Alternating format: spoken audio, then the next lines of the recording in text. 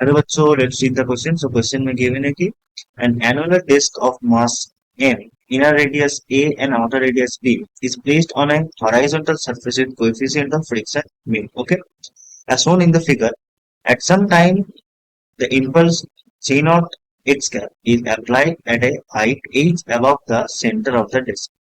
Okay, जहाँ पर h is hm, then so बोला गया कि if h is hm, then the disk rolls without slipping along the x-axis. Which of the following statement is are correct? Okay, तो यहाँ पे क्या given है कि एक एनुलर डिस्क है. This is a surface. Surface के ऊपर एक एनुलर डिस्क है. ठीक है, तो इसको हम ड्रॉ करेंगे.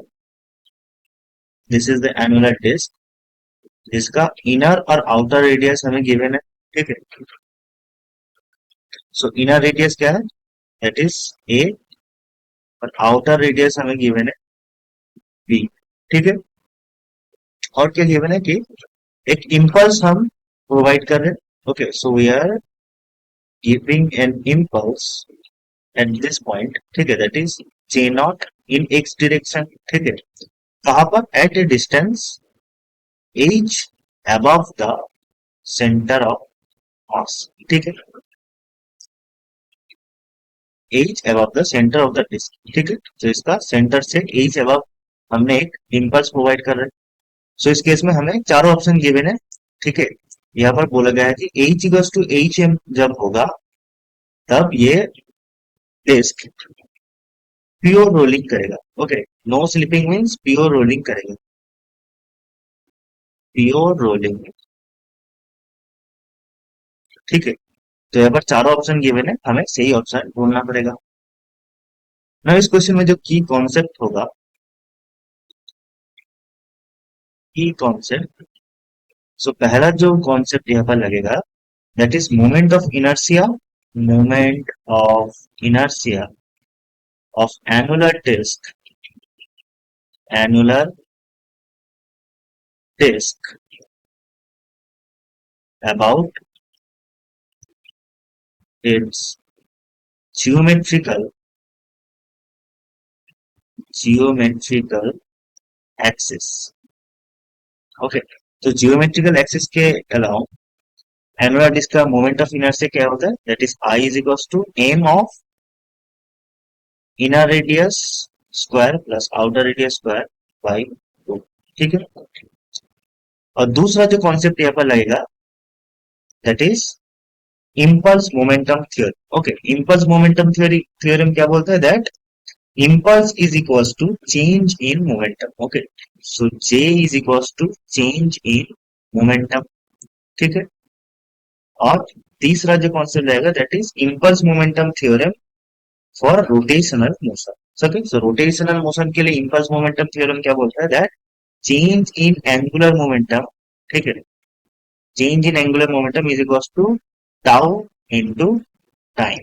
ठीक है, नाउ टाउ क्या होता है, tau is F cross R cross F. ठीक है, जिसको हम लिख सकते हैं कि magnitude of tau is F R. ठीक है, एंड इम्पल्स क्या होता है, impulse is F into time, force into time. ठीक है, तो इसको हम कैसे लिख सकते हैं, this is equal to J into are.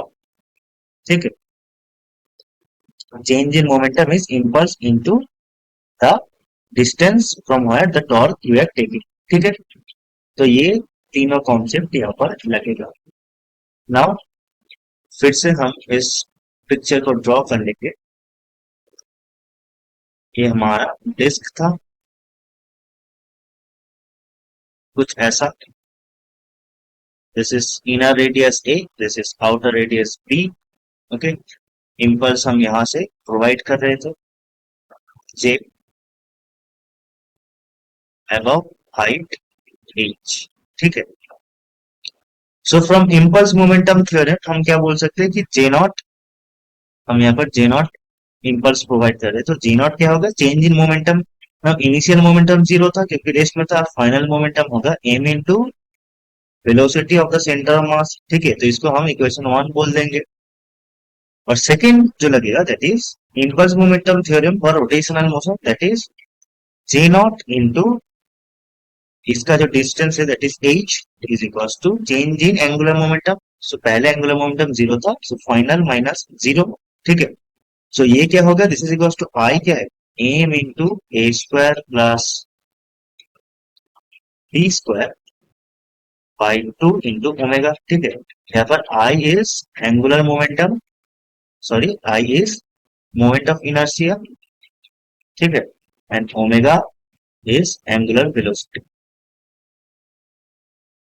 Angular velocity, okay.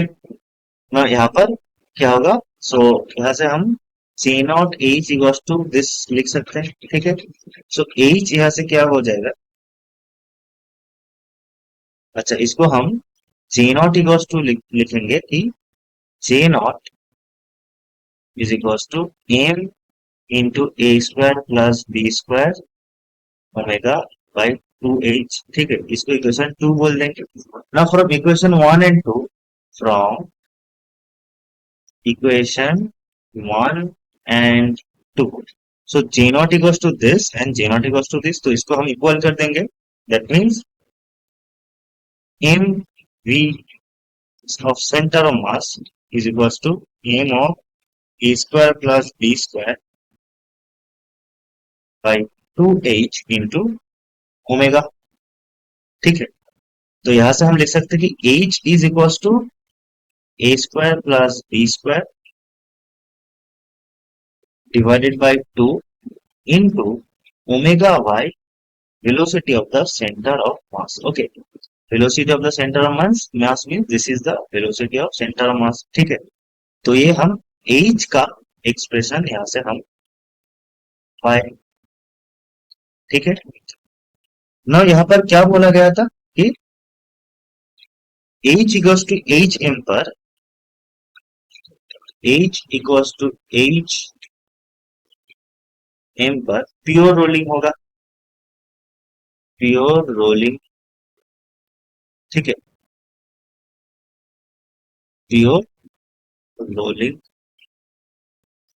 ना जब प्योर रोलिंग होता है तब velocity of the centre of mass क्या होगा, that is omega into the outer radius B, ठीक है। तो इस केस में एच एम क्या हो जाएगा, H M should be A square plus B square by two into omega by VCM था ना, ओमेगा बाई वीसीएम को हम ओमेगा भी लिख देंगे ना, ओमेगा ओमेगा कट जाएगा, यहाँ से आ जाएगा H M is equal to A square plus B square by two B, ठीक है। तो ये हमारा एच एम आ गया, that is the height at what the impulse we are giving, ठीक है, from the centre of the disc. अब हम एक एक करके ऑप्शन को देखेंगे। सो ऑप्शन ए में कह रहे हैं कि for mu naught equals to zero means friction है, सो फ्रिक्शन है तो रोलिंग मोशन होगा। तो क्या बोला है कि ए अगर जीरो होगा तो एच एम होगा बी बाई टू।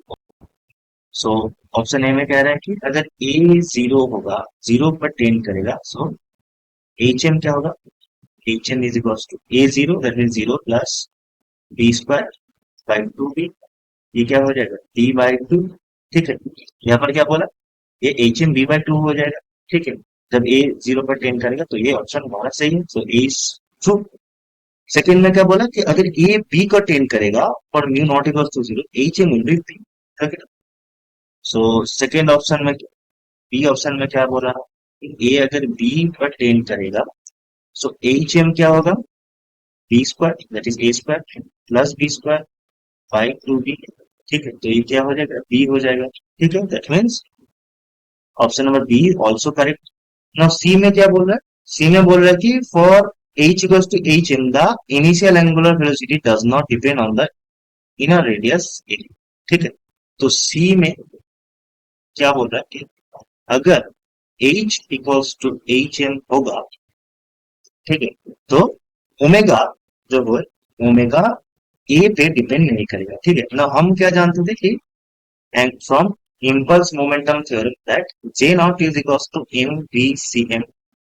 ठीक है, तो यहां से अगर H equals to H M होगा तो प्योर रोलिंग होगा, हम जानते हैं, ये क्वेश्चन में गिवन था। तो प्योर रोलिंग जब होगा, वीसीएम को कैसे लिख पाएंगे, ओमेगा इंटू बी। ठीक है, दैट मीन्स जे नॉट को हम लिखेंगे M into omega B. So omega को कैसे लिख पाएंगे, जे बाई ओमेगा बी। ठीक है, तो ये हमारा एंगुलर वेलोसिटी हो गया जब H equals to H M. Now you can say that this is not depending on depending on A. ठीक है, इनर रेडियस पे डिपेंड नहीं कर रहा। सो ऑप्शन सी भी हमारा सही हो गया। ऑप्शन डी क्या कह रहे हैं कि for mu equals to zero H equals and H equals to zero they will always slides without rolling. ठीक है, तो ऑप्शन डी में क्या बोल रहा है कि म्यू अगर जीरो होगा, तो म्यू जीरो होगा तो फ्रिक्शन जीरो होगा, that means no rolling, no rolling motion. क्योंकि फ्रिक्शन अगर जीरो होगा तो रोल नहीं कर पाएगा, तो फिर क्या होगा, दिस विल स्लाइड। ओके, इसको ऐसे भी समझ सकते हैं कि from impulse momentum theorem in rotational motion, that is in this equation, इस इक्वेशन को हम ए नाम देते हैं। ठीक है, सो हम ए नंबर इक्वेशन, अगर एच का वैल्यू जीरो होगा, यहाँ पर अगर एच का वैल्यू हम जीरो बैठ, ओमेगा क्या होगा, ओमेगा भी जीरो हो जाएगा। तो यहां से भी हम समझ सकते हैं कि कोई रोलिंग नहीं होगा, ओमेगा अगर जीरो नहीं होगा। ठीक है, दैट मीन्स अगर एच जीरो होगा तो फोर्स और यू कैन से इम्पल्स डायरेक्टली सेंटर ऑफ मास पे आके पड़ेगा। ठीक है, तो वो सिंपली स्लाइड होके चला जाएगा। ठीक है, that means option number D पे जो कह रहा है कि mu equals to zero and H equals to zero the wheel always slide without rolling. ठीक है, ये भी हमारा सही है। Okay, that means A B C D चारों ऑप्शन ही इस क्वेश्चन में सही होगा। Okay, hope you understand it. Best of luck.